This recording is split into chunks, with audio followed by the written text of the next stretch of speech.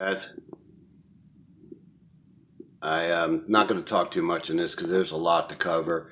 I thought this was only going to be like a 37-minute one, but it ends up being a lot more. So let me get this focused. Okay. And on with the show. Part 3. For child development in its clinical and research unit. Here's one of the studies. I backtracked a little bit to keep everybody catch up. For the Rainbow, 7th National Conference 33. on Child Abuse and Neglect. He was featured quite prominently in this. In this section, standardized assessment of at-risk mothers, the maternal personality in inventory. You see how they're going after parents here, as if you can predetermine sort of pre-crime, pre-abuse. He also contributed this, the clinical services and issues for daycare sexually abused preschool children and their families. Cast off to Outcast, the natural history of child abuse. Amazing. Those were his contributions to this work in 1985. All of this is happening right around the same time. Mayhem. And it feels a little bit like there was a concerted effort to make child abuse and child sexual abuse a non-issue. To centralize all oversight of it. Happened in the mid to late 80s. That's what it looks like to me. So that local area people couldn't take this matter into their own hands anymore. They farmed it off to these white coat experts far afield. Now, what their purpose for doing this was, I can't guess. Perhaps they were good and had good intentions. Perhaps they just wanted to do what they always do. Get money from becoming middlemen in everything under the sun. Or perhaps they wanted a way to officially run interference into all cases of child abuse, especially larger cases involving larger numbers of children. Perhaps they wanted to have sort of operatives in there to muddy the waters, to let certain people off the hook, because that certainly seems to be what Dr. Greenberg ended up doing. Not only in the McMartin preschool case and the Finders case, but also if you look in this book, Virtual Government, CIA Mind Control Operations in America by Alex Constantine. He talks a bit about Dr. Greenberg and his causes. And one thing he says is that in April 1984, this is right around that same time again, Vargo suspected that her 4-year-old daughter had been sexually abused at the Jewish Community Center preschool in Chicago. Several other children detailed abuse as well. They described strangers engaging in sexual escapades at the center and elsewhere. But this time it wasn't only children who spoke of sexual abuse. Adult staff members of JCC stepped forward to fill gaps in the children's allegations with their own testimony. Vargo was referred to Dr. Greenberg by the local Department of Child and Family Services. The name rang a bell, and after a moment of reflection, she recalled where she had heard the name before. The family doctor had warned her to stay away clear of Dr. Greenberg.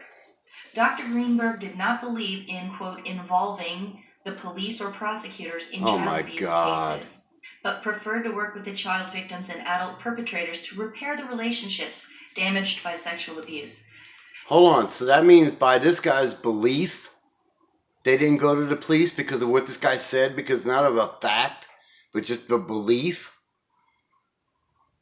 At a meeting called by the center to address parents' concerns about the investigation, Greenberg recommended that they and the teachers attend a retreat to share their feelings. The psychiatrist empathized primarily with the teacher's stress, not the children's trauma, and engaged in heated arguments with therapists treating them. Unreal. He refused to accept the word of JCC's own staff that the toddlers had been abused at the school, and when asked, refused to cooperate with the police. Man, it makes you so mad. So, was Dr. Greenberg an expert on child abuse, or was he an expert at allowing certain perpetrators to get away with it? Interestingly, we find that after he died, someone sued him, his estate, for false charges. The suit names Illinois Masonic Medical Center and the late Dr. Nauman Greenberg as defendants, charging that Greenberg, head of the hospital's causes unit at the time, wrote a letter to a juvenile court judge alleging Gates was an unfit parent. According to the suit, the father, Frank Gates Sr., spent 18 months in jail awaiting trial on sexual assault and abuse charges before a circuit court judge acquitted him in July 1989 following a bench trial. Gates and his son seek $18 million in damages in the suit. I could not find follow-up on that. I wanted to see what the court had decided. Couldn't find anything anywhere. But one of the significant lines in that story to me is that Gates and his son, the son he supposedly had abused, were suing the hospital and the estate of Norman Greenberg for falsifying those records. And let's not forget, the guy did get acquitted at the end of the day after the trial. The circuit court judge acquitted this man who had been accused by hospital staff where Norman Greenberg lent credibility. Norman Greenberg was the one who had put out the word that this guy, Gates, was an abuser. So what was Norman Greenberg's real area of expertise, I ask you? It depends. It depends, of course. We don't know what really happened. And it is possible that Norman Greenberg made the right call in these instances.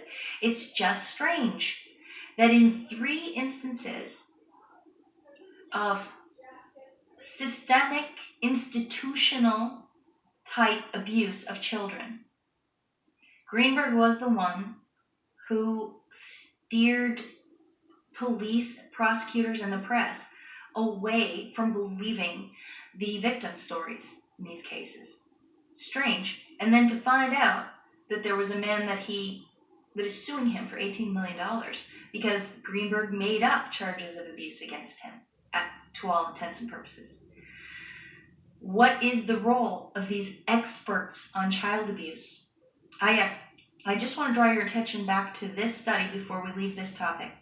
It's Reaching for the Rainbow. This is where Greenberg in 1985 contributed many different papers. And another of the organizational child abuse experts called on to contribute to this paper was John Meyer from Child Help USA. Child Help USA is going to come up again in the second half of this video, so I suppose this is a good place for us to move on. You see the map of Virginia in the background here? These are all of the things that have links back to Virginia. Let's go to the beginning. Why I started looking at Virginia in the first place. Here's an article from Patriot Soapbox. I chose them because I've never given them a shout out before and I'd like to. They do great work over there.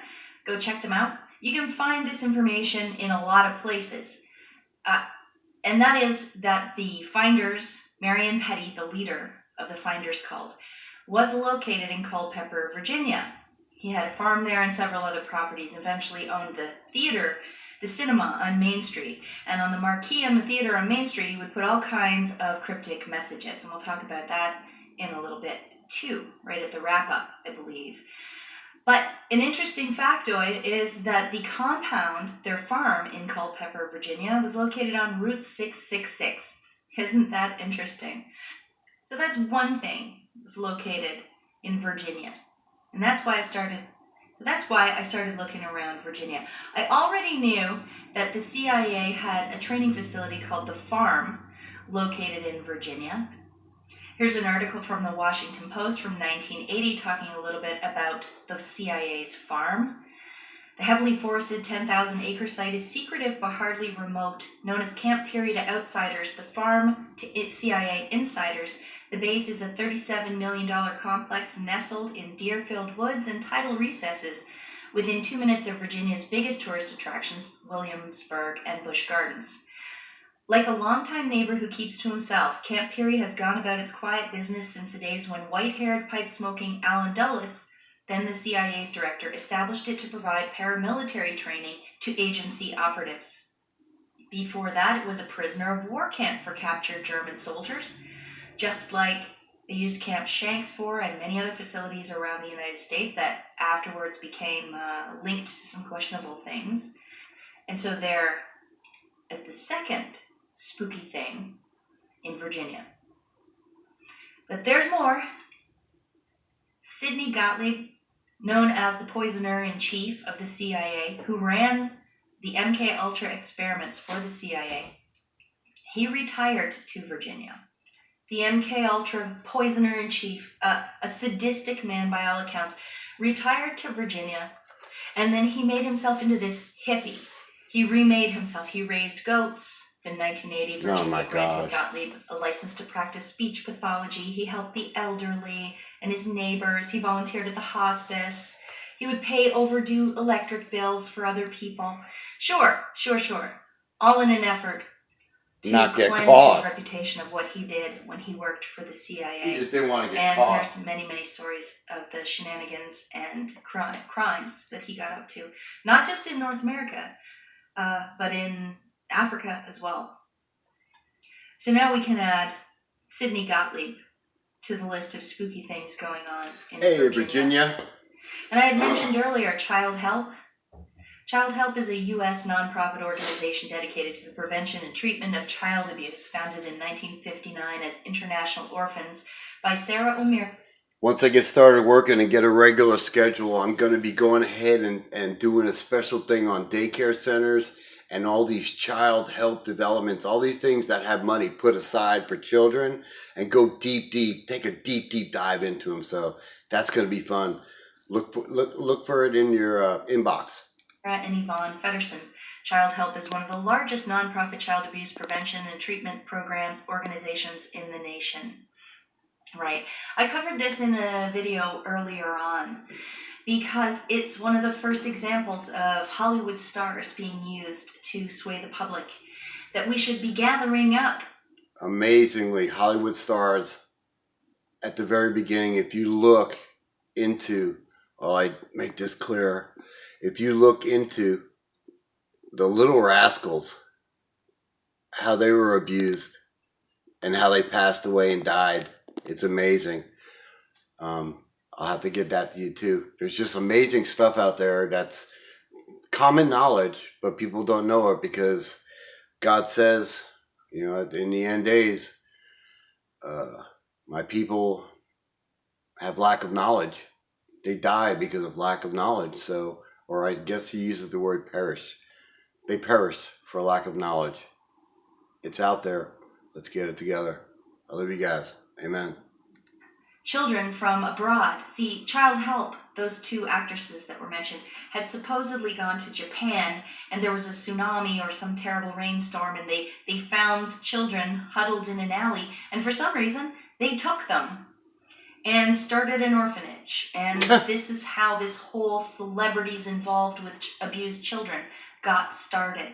Well, they, in 1991, purchased 270 acres of land. Where? In Culpeper, Virginia.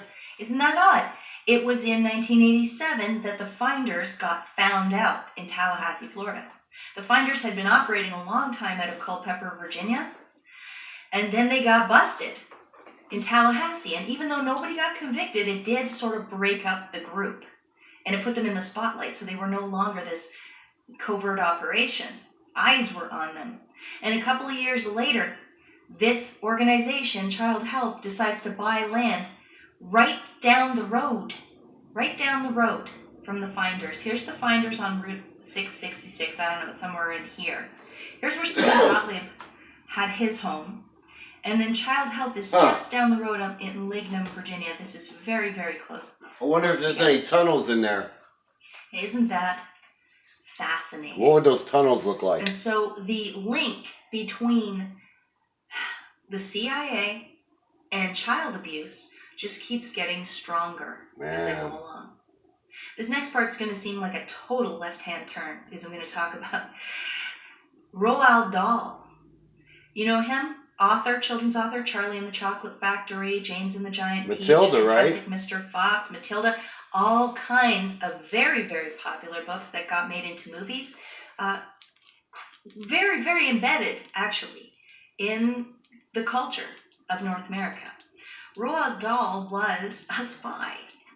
What? He was in the army, but he was moved to Washington in 1942 after being declared unfit to fly. Washington State? And he struck up a friendship with a guy called Charles Marsh, a self-made Texan newspaper magnate who was a fan of Winston Churchill and an ally in recruiting American support for British for Britain against Hitler.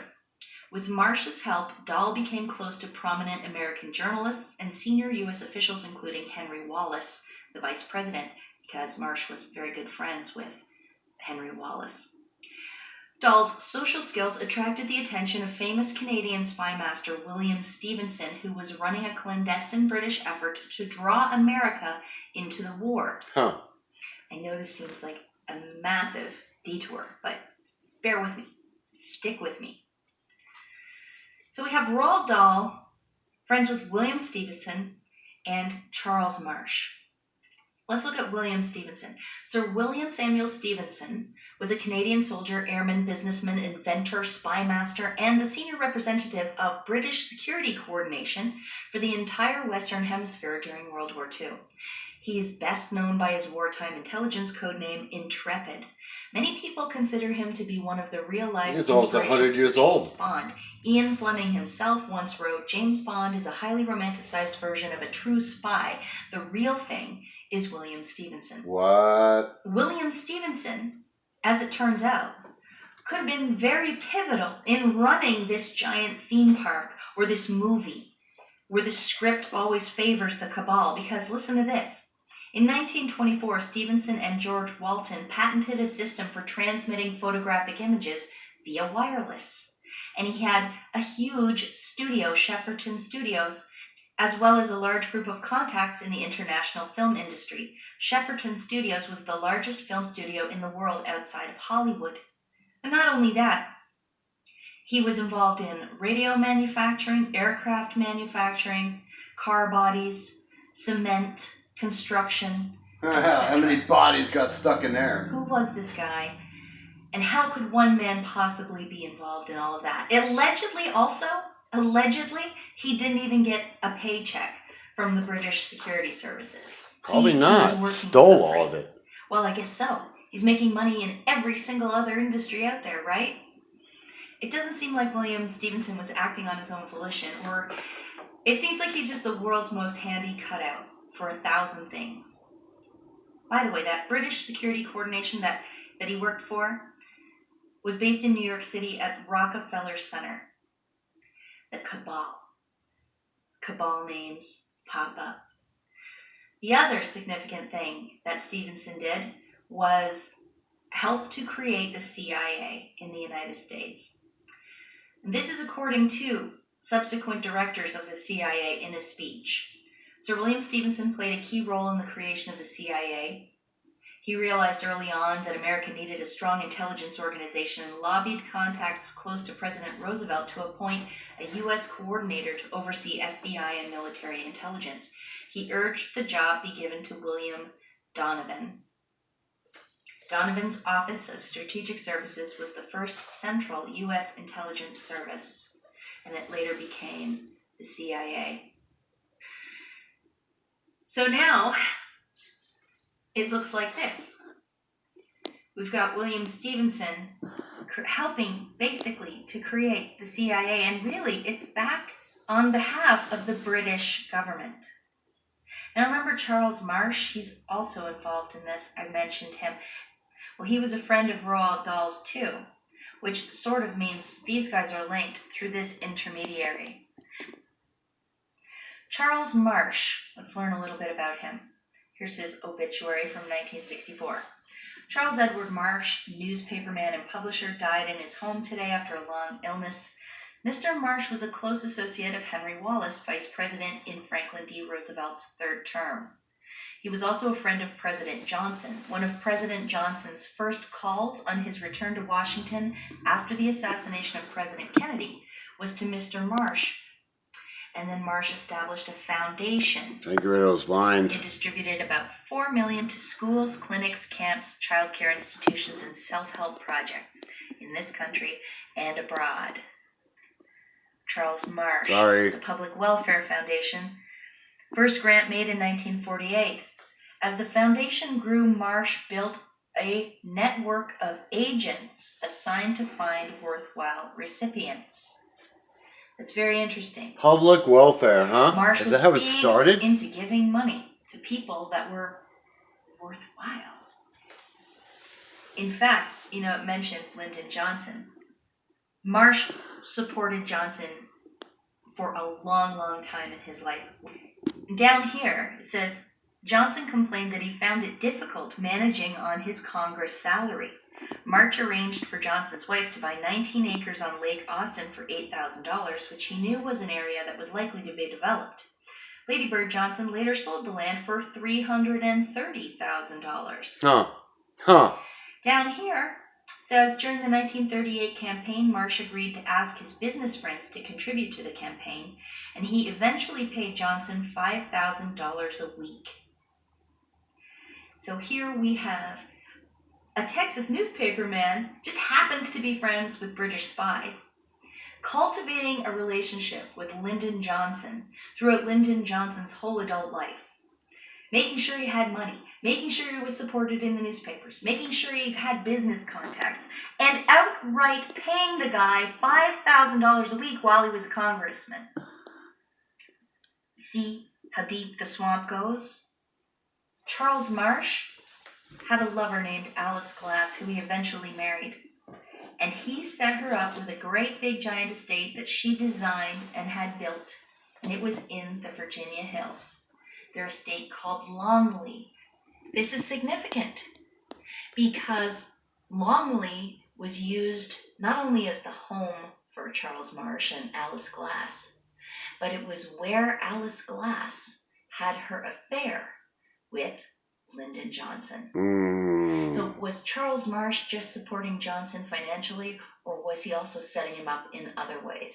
It really seems to me like Charles Marsh owned Lyndon Johnson in every possible way. In this article, we learn a little bit more about how deeply involved Alice Glass and Lyndon Johnson were. You see why it's worth pointing him out, but that's not all. In this account, from a couple of journalists whose original is gone from the internet, I can only find reproductions of this piece out there online. We learn that Marion Petty of the Finders, was introduced to Charles Marsh at the National Press Club. Marsh, who ran the best private intelligence network of his era and was an intimate of FDR, Henry Wallace, and later Lyndon Johnson, became Petty's mentor and role model. In the 1950s and 60s, Marsh provided funds to Petty to purchase hundreds of acres of farmland There you go. in Madison and Rappahannock counties near his Culpeper County. These links between British intelligence and Marion Petty now, through Charles Marsh and back to Roald Dahl, possibly to William Stevenson. I'll get the lighting better, guys. Who helped create the CIA, which eventually the Finders, probably worked for. Don't be dismayed. And we know Listen that to the information. Petty's family members worked directly for the CIA. Through Marsh, Petty got his wife a job with the CIA from 1957 to 61. Can anybody say nepotism? Washington as secretary, and in Germany for the chief of station Frankfurt. Doesn't say in this, I thought I had it for you, but Petty's son allegedly also worked for the CIA through Air America. It is very noteworthy that JFK had said that he would shatter the CIA into 1,000 pieces. He did say that. And that it was JFK's assassination that opened which up the allowed door. Lyndon Johnson to become president. And didn't I just read you that Lyndon Johnson's first call after the assassination was to Charles Marsh? That's right. Charles Marsh, who financed Marion Petty to allow him to buy his estate in Culpeper, from which he ran this clandestine operation called the Finders. Now, I know this is long, but why not start 2020 with an extravaganza, right? There's something else out of Virginia that I want to talk about, and it's this. The Pond. CIA's precursor had clandestine ties to Culpeper. Uncovered, tens of thousands of once secret documents found in locked safes and filing cabinets in a barn near Culpeper in 2001 have finally become public after a long security review by the Central Intelligence Agency. I want to show you this. Grombach's Last Hurrah, the Pond and the Soviet Cipher Coup of 1954 by Colin Burke. In 1942, Brigadier General Hayes Kroner, the deputy of Major General George Strong, the head of American Army's Intelligence Department, ordered Colonel John Grombach to form a highly secret and politically sensitive foreign espionage organization, one independent of and by design unknown to the nation's new official foreign espionage group, the Office of Strategic Services. Strong, Kroner, and Grombach all agreed their separate organization was needed because they believed William Donovan's OSS had too close a relationship to British intelligence, was employing communists, and was so unprofessional it would be unable to keep secret any important information it might obtain. So allegedly, the Pond was formed in Virginia as a countermeasure against these guys. So let's look at this article from the AP. Before the CIA, there was the Pond. It operated under cover of multinational corporations, including American Express, Chase National Bank, and Philips, the Dutch-based electronic giant. One of its top agents was a female American journalist, as a matter of fact. In defining the Pond's role, Grombach maintained that the covert network sought indirect intelligence from people holding regular jobs in both hostile countries and allied nations. It had a mission to collect important secret intelligence via many international companies, societies, religious organizations, and business and professional men who were willing to cooperate with the U.S., but wouldn't work with the OSS. In 1953, Grombach wrote that the idea behind his network was to use observers who will build long-term relationships and produce far more valuable information than spies who bought secrets. Information was to be rarely, if ever, bought, and there were to be no paid professional operators. As it later turned out, some of the personnel not only paid their own expenses, but actually advanced money for the organization's purposes. And you know what? That is